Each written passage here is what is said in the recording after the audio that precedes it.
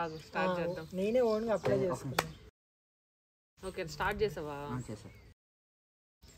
ఈరోజు వీడియోలో వచ్చి తిను రాజశేఖర్, చాలామంది అడుగుతున్నారు కదా, రే రే రే hi hello welcome back to my channel. If you are watching my channel for the first time, I'm Nikhita, staying here in Germany. ఈరోజు వీడియో ఏంటంటే, మీరంతటా మీరు ఓన్గా అప్లై చేసుకోవాలి అనుకుంటే ఎలా చేసుకోవాలి, మా సైడ్ నుంచి నేను ఇవ్వగలిగే ఇన్పుట్స్ అనమాట. ఈ స్టెప్ బై స్టెప్, ఈ స్టెప్లో ఇది అని యూట్యూబ్లో చెప్పలేము.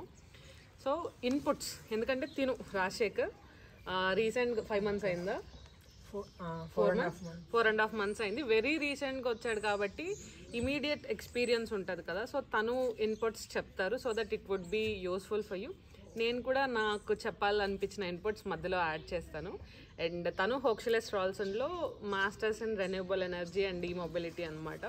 సో దాని రిలేటెడ్ తన ఎక్స్పీరియన్స్ కూడా షేర్ చేస్తారు. సో నిన్ను ఇంట్రడ్యూస్ చేసుకో first. Yeah, hi, this is Rajshekar. Like, I am basically from Andhra Pradesh. Bachelors background ఏది నీది? నేను బ్యాచులర్స్ వచ్చేసి electrical and electronics engineering plus diploma నుంచి, డిప్లొమా బ్యాక్గ్రౌండ్, డిప్లొమా కూడా ఎలక్ట్రికల్ అండ్ ఎలక్ట్రానిక్స్ ఇంజనీరింగ్. చాలా మందికి ఈ క్వశ్చన్ ఉంటుంది కదా, లైక్ నేను డిప్లొమా చేశాను, నేను అసలు మాస్టర్స్కి ఎలిజిబుల్లా కాదా అనేది. తిను వన్ ఎగ్జాంపుల్, ఎవిడెంట్ ఎగ్జాంపుల్ నేను చాలాసార్లు చెప్పిన. డిప్లొమాది ఇంటర్మీడియట్కి రీప్లేస్మెంట్గానే చూస్తారు. ఇది తిను బ్యాచులర్స్ అనేది 3 yearsగానే కన్సిడర్ చేస్తారనమాట. సో 3 years బ్యాచులర్ డిగ్రీ తనదే యాక్చువల్గా చెప్పాలంటే. సో 3 years కూడా కన్సిడర్ అయ్యి తనకి అడ్మిషన్ వచ్చింది, తను ఇక్కడ ఉన్నాడు. సో హ్యాపీగా మీరు 3 years డిగ్రీ వాళ్ళు కూడా అప్లై చేసుకోవచ్చు. నెక్స్ట్, నీ గ్రేడ్ ఎంత ఉంది, అసలు ఎలా స్టార్ట్ చేసావు, నీకు ఏంటి అసలు సోర్స్, ఇది ఇలా చేసుకో అంటే చాలామంది అడుగుతారు కదా, ఓన్గా చేసుకోవాలంటే ఎలా, మాకు భయము అని. నువ్వు ఎక్కడ నుంచి స్టార్ట్ చేసావు యాక్చువల్గా నీ ప్రాసెస్ మొత్తం? ఫస్ట్ వచ్చేసి నా బీటెక్ గ్రేడ్ వచ్చేసి 7.27, అంటే జర్మన్ గ్రేడ్లో కన్వర్ట్ చేస్తే 2.367 లైక్ దట్. ఇప్పుడు ప్రెసెంట్ నేను అప్లై చేసిన హోక్స్లెస్ రాల్సన్కి నేను బోర్డర్ అనమాట. 2.3 లాస్ట్. అంటే నేను అప్లై చేసే ముందు వాళ్ళకి జస్ట్ మెయిల్ చేశాను అనమాట, ఎలిజిబుల్ కన్ఫర్మేషన్ కోసం. అప్పుడు వాళ్ళు ఏమన్నా అంటే, okay you can apply based upon your వాళ్ళు ఎవాల్యుయేట్ చేసే సబ్జెక్ట్స్ అన్నీ దాని ద్వారా యాక్సెప్ట్ చేస్తా అన్నారు. నేనే ఓన్గా అప్లై చేసుకున్నాను, ఎక్కడికి ఏ కన్సల్టెన్సీ దగ్గరికి వెళ్ళలేదు. ప్రాసెస్ ఎక్కడ స్టార్ట్ చేసావు? ఫస్ట్ స్టెప్ దేంతో స్టార్ట్ చేస్తున్నావు నువ్వు? ఫస్ట్ అంటే నాకు రెన్యూవబుల్ ఎనర్జీ సైడ్ మీద ఇంట్రెస్ట్ ఉందన్నమాట. ఫస్ట్ బేసికల్గా కొన్ని మన జర్మన్ వెబ్సైట్స్ ఉంటాయి కదా, డాడ్ వెబ్సైట్ కానీ, లేకుంటే నిఖిల్ ఇన్ సంథింగ్, నిఖిలేష్ అలాగే మీ యూట్యూబ్ వీడియో కూడా చూశాను. అందులో సేమ్ కోర్సు నాకు మీది కూడా అదే రెన్యూవబుల్ ఎనర్జీ. నాకు ఎప్పుడు తెలిసిందంటే, అప్లై చేసి మాస్టర్స్ సీట్ వచ్చిన తర్వాత హోక్స్లెస్ రాల్సన్ గురించి, హౌ టు రీచ్ హోక్స్లెస్ రాల్సన్ అనే దాని వీడియో గురించి సెర్చ్ చేస్తుంటే మీ వీడియో కనపడింది అనమాట తోని. అప్పుడు అర్థమైంది నాకు కూడా. అంటే ఫస్ట్ నుంచి చూస్తున్నా కానీ అదే కోర్స్ అని నాకు ఐడియా ఎక్కడ మెన్షన్ చేయలేదు నా యూనివర్సిటీ పర్టికులర్గా. సో అంటే యూనివర్సిటీస్ ఎలా షార్ట్ లిస్ట్ చేసుకున్నావు నువ్వు? లైక్ ఎన్ని యూనివర్సిటీస్కి అప్లై చేసావు, ఎలా? First of all university short listing అనేది బేస్డ్ అపాన్ అవర్ పర్సంటేజ్ బట్టి ప్లస్ ఐఎల్ స్కోర్ బట్టి ఉంటుంది. ఐఎల్ స్కోర్ కానీ జిఆర్ఈ కానీ. నేను వచ్చేసి ఐఎల్స్ తీసుకున్నాను. ఐఎల్స్లో నాకు 6 వచ్చింది. 6.5 6 వచ్చింది. ఇంకా ఎక్స్పెక్ట్ చేశాను కానీ రాలేదు. ఇంకా 6 గ్రేడ్లు ఏవైతే ఉన్నాయో అందులో 2 కాలేజెస్ ఉన్నాయి. ఇది ఒకటి హోక్స్లెస్ రాల్సన్ ఉంది, ఇంకోటి పవర్ ఇంజనీరింగ్ అనుకుంటా. BTU కార్డ్ బస్ కాదు, power engineering card bus, OTH something ఉంది. OTH అంబర్గ్, OTH అంబర్గ్, OVGU మ్యాగ్డెబర్గ్, 2 ఉన్నాయి అనమాట. అందులో ఒకటి అప్లై చేశాను. వాళ్ళు ఏమన్నా అంటే ఓకే అన్నారు, కాకపోతే నెక్స్ట్ టైం అప్లై చేయమన్నారు. వాళ్ళకి 210 credits రిక్వైర్మెంట్ ఉందన్నారు. Maybe I need experience or some what అలా చెప్పారు. ఇంకా ఈ 2 అప్లై చేశాను. ఈ రెండిట్లో ఇంకా ఇది వచ్చిందని రెండే అప్లై చేసావా? 2 అప్లై చేస్తే ఒకటి వచ్చిందా? అంత కాన్ఫిడెన్స్ ఉండిందే రెండిట్లో? అంటే నేను నార్మల్ జాబ్ చేసుకుంటున్నాను, ఇంకా ప్యారలల్ గా ఏదో జస్ట్ అలా స్టోన్ వేసాము, లక్కీగా తగిలింది. అంటే కోర్సు ఏమంటారంటే అదే అడ్మిషన్ రావడం వరకు ఈజీగానే వచ్చింది. తర్వాత ఏదైనా లోన్ ప్రాసెస్ కానీ అది అంతా కొంచెం బ్యాక్ సైడ్ అంతా కొంచెం ఏదన్నా ఉచితంగా ఫ్రీగా ఏ కష్టం లేకుండా వచ్చిందంటే అది ఒక అడ్మిషన్. దాని తర్వాత నుంచి నాకు ఇంకా అన్ని కష్టాలు స్టార్ట్ అయ్యాయి. అసలు వస్తానా రానా అన్నట్టుగా వచ్చాను అన్నమాట. నువ్వు అప్పుడు అంత కష్టపడి వచ్చాను అన్నావు కదా, ఇక్కడికి వచ్చిన తర్వాత ఈ 4 monthsలోనే నువ్వు ఏమీ అఫ్ కోర్స్ ఒక స్టేట్మెంట్ పాస్ చేయలేవు, బట్ ఈ 4 months ఎలాగుంది నీకు? 4 months అంటే అదే అసలు వచ్చినట్టు తెలియదు, అంత ఈజీగా గడిచిపోయింది. ప్లస్ సబ్జెక్ట్స్కి వస్తే చెప్పు ఎలా సబ్జెక్ట్స్కి వస్తే ఇండియన్ లాగానే ఉంది, కాకపోతే వీళ్ళు టీచ్ చేసే టెర్మినాలజీ కొంచెం వేరేలా ఉంటుంది అనమాట.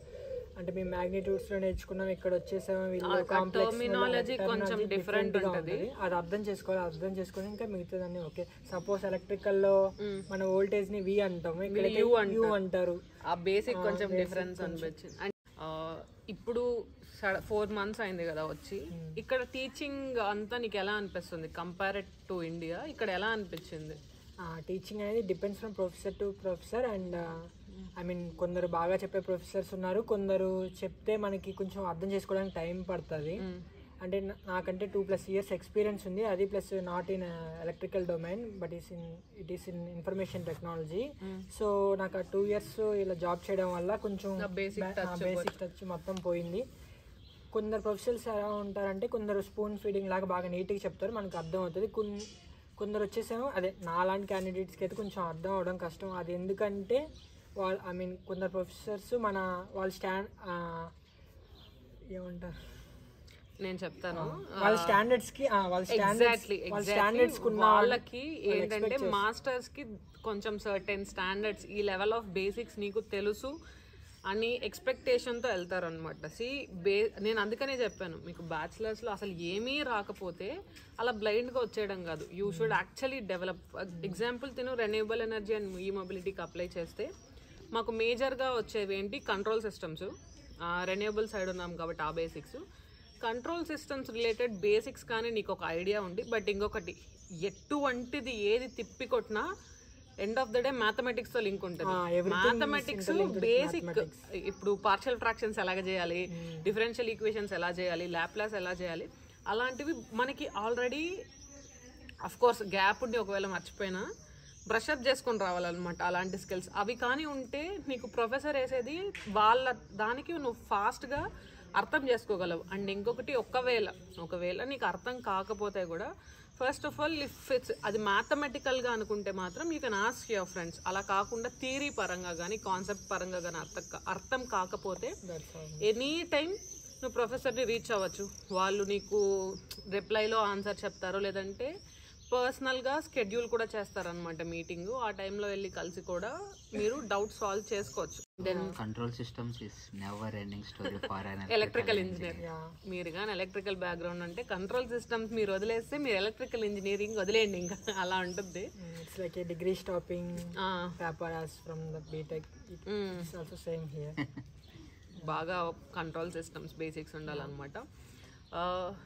మీకు మ్యాథమెటిక్స్ వస్తే చాలు, ఇంకా మీరు అది ఏ ఫీల్డ్ అయినా సరే you can survive. Exactly, maths వచ్చి అనుకుంటే నువ్వు ప్రపంచంలో ఎక్కడికన్నా వెళ్ళగలవు, నువ్వు ఏదైనా చేసేయగలవు. అండ్ ఇంకొకటి, మనది master of engineering, okay, so కొంచెం ఎక్కువ ఇంకా ఇన్వాల్వ్ అయి ఉంటుంది అనమాట. MS is bit different, M engineering కొంచెం డిఫరెంట్ ఉంటుంది, మోర్ ఆఫ్ మ్యాథమెటిక్స్ ఉంటుంది అనమాట బై డిఫాల్ట్. ఇది అంతా ఓకే, కానీ నాకు యాక్చువల్గా ఎక్కడ బిగిన్ చేసినావు అనేది కావాలి. ఇప్పుడు ఓన్గా అప్లై చేసుకోవడం దాని గురించి కదా, ఇది కూడా నీ ఎక్స్పీరియన్స్ అంతా ఓకే. ఫస్ట్ స్టెప్గా నీకు ఇది చెయ్యాలి, ఇవి ఇక్కడ చూసుకోవాలి. ఇప్పుడు ఏమీ తెలీదు, నేనే అనుకో నాకేం తెలీదు, నేను నిన్ను అడిగితే నువ్వు ఎలా చెప్పగలుగుతావు నీ సైడ్ నుంచి ఒక ఇన్పుట్? నేను చెప్తాను, బట్ నువ్వు రీసెంట్గా వచ్చావు కదా, నీ ఎక్స్పీరియన్స్ వాళ్ళకి కొంచెం బెటర్గా ఉంటుంది అని. స్టార్టింగ్ అంటే ఫస్ట్ నేను జర్మనీ అని చూస్ చేసుకున్నాను, కొన్ని యూట్యూబ్ వీడియోస్ చూశాను, అలాగే అక్కది ఇంకా మిగిలిన తెలుగు వాళ్ళ వీడియోస్ కూడా చూశాను, కొంచెం ఈజీగా అర్థమవుతుందని.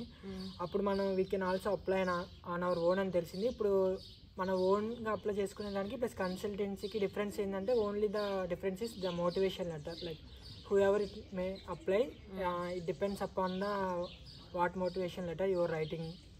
సో తిన పాయింట్కి కంక్లూజన్కి, సో తను కొంచెం హెసిటేట్ అవుతున్నాడు, నేను దాన్ని కంటిన్యూ చేస్తాను ప్రతి దాంట్లో. ప్రాసెస్ ఏదన్నా కానీ మీరు కన్సల్టెన్సీ హెల్ప్ తీసుకుంటున్నా, మీ అంతటా మీరు ఓన్గా చేస్తున్నా, మోస్ట్ ఆఫ్ ద దాంట్లో కొంచెం అప్పర్ హ్యాండ్ ఉండేది మనం రాసే మోటివేషన్ లెటర్కి. మోటివేషన్ లెటర్ ఎక్స్ట్రాడినరీగా రాసేస్తే నీకు అడ్మిషన్ వచ్చేస్తుంది అని చెప్పట్లేదు, అన్ని ఫ్యాక్టర్స్ డిపెండ్ అయి ఉంటాయి, బట్ దానికి కొంచెం వెయిటేజ్ ఎక్కువ ఉంటుంది అనమాట. మోటివేషన్ లెటర్, మీ మోటివేషన్ లెటరు డెఫినెట్లీ డ్రాఫ్ట్ అనేది మీరే రాయాలి. మీరు కన్సల్టెన్సీ నుంచి వచ్చినా ఇంకొకరు వచ్చినా డ్రాఫ్ట్ మీరు రాస్తే ఆస్ దెమ్ ఫర్ మోడిఫికేషన్స్, ఆ స్టాండర్డ్స్ ప్రకారం చెయ్యండి అలా అని. ఎందుకంటే మీరు ఏం చెప్పాలనుకుంటున్నారు, why are you motivated for that study అనేది definitely you have to write. So అది మేజర్ పాయింట్గా తనకు అర్థమైంది అనేది తన పాయింట్ అనమాట. సో ఫైనల్లీ నువ్వేం చెప్తావు? ఓన్గా అప్లై చేసుకోవచ్చు, ప్రాబ్లం ఏం లేదు. ఒకవేళ కన్సల్టెన్సీకి వెళ్ళే వాళ్ళని వెళ్ళండి అని చెప్తావా, అసలు వద్దు అని చెప్తావు? What's your call on that? Consultancy అంటే కొంచెం బాగా ప్రొఫెషనల్ అయిన వాటికే వెళ్ళాలి. అంటే ఇప్పుడు సపోజ్ యూఎస్, యూకే అలాగే జర్మనీ కూడా అప్లై చేస్తున్నారు అనుకో, వాళ్ళు ఏం చేస్తారంటే మోటివేషన్ లెటర్స్ ఉంటాయి కదా, యూఎస్కి యూకేకి ఏ ఫార్మాట్ ఉందో అదే ఫార్మాట్తో వాళ్ళకి జర్మనీకి కూడా అప్లై చేసేస్తారు. అంటే జర్మనీకి మోటివేషన్ లెటరు ప్లస్ వీటికి యూఎస్, యూకేకి ఇలాగా ఐర్లాండ్ వాటికి అది చాలా డిఫరెంట్ అనమాట. అవే సేమ్ అప్లై చేస్తే వాళ్ళు ఆటోమేటిక్గా రిజెక్ట్ చేస్తారు. అది ఆ స్టాండర్డ్స్లో అసలు లేవన్నమాట. మీరే ఎప్పుడైనా ఒకవేళ కన్సల్టెన్సీకి వెళ్ళాలనుకుంటే జర్మనీకి ఏదైతే స్పెసిఫిక్గా ఆపరేట్ చేస్తారో వాళ్ళ దగ్గరికి వెళ్ళండి, ఎందుకంటే వాళ్ళకి ఐడియా ఉంటుంది. అండ్ ఇంకొకటి as I said in many videos, university selection అనేది మీ చేతిలో ఉండాలన్నమాట. మీరు ఓన్గా చేసుకుంటారా, కన్సల్టెన్సీ హెల్ప్ తీసుకుంటారా, అవన్నీ పక్కన పెట్టినా first of all definitely university selection మీ చేతిలో ఉండాలి. చాలామంది ఇది అడుగుతారు, what is the best university అని. ఇది బెస్ట్, ఇది వర్స్ట్ అని ఏది లేదు. జర్మనీ మొత్తం అన్ని universities same standards of education, same quality of education maintain చేస్తుంది అనమాట. నేను రీమ్ తీసుకున్నా, రెన్యూబుల్ ఎనర్జీ అండ్ ఈమొబిలిటీ నా course.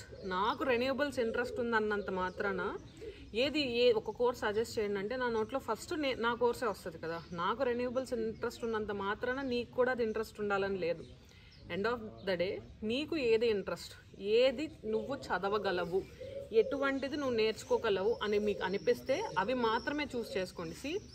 Masters education just exam ముందు రోజు చదివేసి రాసేస్తాము అలా కాదనమాట. Through out the process me involvement ఉండాలి. అలా ఒక ప్రాసెస్ని నువ్వు ఏదైతే ఇష్టంగా చేయగలవో, నువ్వు మాస్టర్స్కి నీకు ఆల్రెడీ తెలిసింది నువ్వు నేర్చుకోవడానికి రావట్లా, తెలియంది నేర్చుకోవడానికి వస్తున్నావు. అది ఏది నేర్చుకోవాలనేది నువ్వు డిసైడ్ చేయాలన్నమాట. I'm no one to decide, or consultancy people are no one to decide. మీరు డిసైడ్ చేసుకోవాలి. ఆ డిసైడ్ చేసుకున్న దాంట్లో మీ ప్రాసెస్లో హెల్ప్ చేయడానికి మీరు పీపుల్ని చూస్ చేసుకోవాలి. కానీ ప్రాసెస్ కాకుండా మీ ఎడ్యుకేషన్, మీ కెరియర్ని డిసైడ్ చేసే రైట్ మాత్రం ఎవరికి లేదు. మీరు స్ట్రెస్ చేసి మీ ఒపీనియన్ ఏంటి అన్నప్పుడు నేను అదే క్లియర్గా చెప్తాను. నా ఒపీనియన్, నా పర్సనల్కి నాకు ఇది ఓకే, బట్ అదంతా మీకు ఓకే అవ్వాలని లేదు. సో ఆ క్లారిటీ ఒక్కటి మెయింటైన్ చేయండి. నేను కొంచెం ఆర్డర్గా చెప్తా ఓన్గా అప్లై చేసుకోవాలనుకున్న వాళ్ళకి. The very first step APS సర్టిఫికేట్కి అప్లై చేయండి. ఇది ఎలా అప్లై చేయాలి ఏంటి అనేది నేను డీటెయిల్గా వీడియో పెట్టా. The next step university listing చేసుకోండి. ఫస్ట్ ఆఫ్ ఆల్ మీ గ్రేడ్, మీకు ఆల్రెడీ గ్రేడ్ వచ్చేసి ఉంటుంది కదా బ్యాచిలర్స్, ఆ గ్రేడ్ ప్రకారం ఏమేమి యూనివర్సిటీస్లో ఏ కోర్సెస్ ఉన్నాయనేది లిస్ట్ చేసుకోండి. ఆ లిస్టింగ్లో మీకు ఏ కోర్స్కి ఎంత ఐఎల్స్ స్కోర్ కావాలి, లేదా జిఆర్ఈ రాయాలా, లేకపోతే జర్మన్ లాంగ్వేజ్ రిక్వైర్మెంట్ ఉందా అనేది తెలుస్తుంది. దాన్ని బేస్ చేసుకొని మీరు ఐఎల్స్ ప్రిపేర్ అవుతారా, టోఫెల్ ప్రిపేర్ అవుతారా, లేకపోతే జిఆర్ఈ కూడా రాస్తారా, జర్మన్ కూడా రాస్తారా అనేది మీరు డిసైడ్ అయ్యి అది చేసుకోండి. వన్స్ ఈ లిస్టింగ్ అంతా అయిపోయిన తర్వాత దానికి తగ్గట్టు ఎగ్జామ్స్ ప్రిపేర్ అయ్యి ఆ ఎగ్జామ్స్ ఇచ్చిన తర్వాత ఎప్పుడు అయితే యూనివర్సిటీ అప్లికేషన్ పీరియడ్ స్టార్ట్ అవుతుందో, నేను ఇప్పుడు మార్చ్ ఇంటేక్కి వస్తా, నేను అక్టోబర్లో అప్లికేషన్ వేయచ్చా? నువ్వు అనుకున్నప్పుడు అప్లికేషన్ వేయలేవు. వాళ్ళు అప్లికేషన్ పీరియడ్ ఇచ్చినప్పుడే మనం అప్లికేషన్ సెండ్ చేయాలన్నమాట. సో ఆ స్టార్ట్ డేట్ ఎప్పుడు, డెడ్ లైన్ ఎప్పుడు అని మనం మెన్షన్ చేసుకుంటే ఆ పీరియడ్లో అప్లై చేయడం. ఎక్కడ అప్లై చేయాలి, ఎలా అప్లై చేయాలంటే 2 మెథడ్స్. కొన్ని డైరెక్ట్ వెబ్సైట్స్, కొన్ని యూని అసిస్ట్ హ్యాండిల్ నుంచి చేస్తుంది. యూని అసిస్ట్ జస్ట్ ఒక థర్డ్ పార్టీ వెబ్సైట్స్ అనమాట. మన డాక్యుమెంట్స్ వెరిఫై చేసి యూనివర్సిటీకి ఫార్వర్డ్ చేస్తుంది. యూనివర్సిటీ వర్క్ తగ్గిస్తుంది అంతే, అంతకుమించి ఏముండదు. ఎలా అప్లై చేయాలి మాకు ఎలా తెలుస్తుంది అంటే, ఓపెన్ చేసి ప్రతి దాంట్లో అకౌంట్ క్రియేట్ చేసుకుంటే స్టెప్స్ అక్కడ మెన్షన్ చేసి ఉంటారనమాట. నెక్స్ట్ ఏంటి అని ఫాలో అవ్వండి.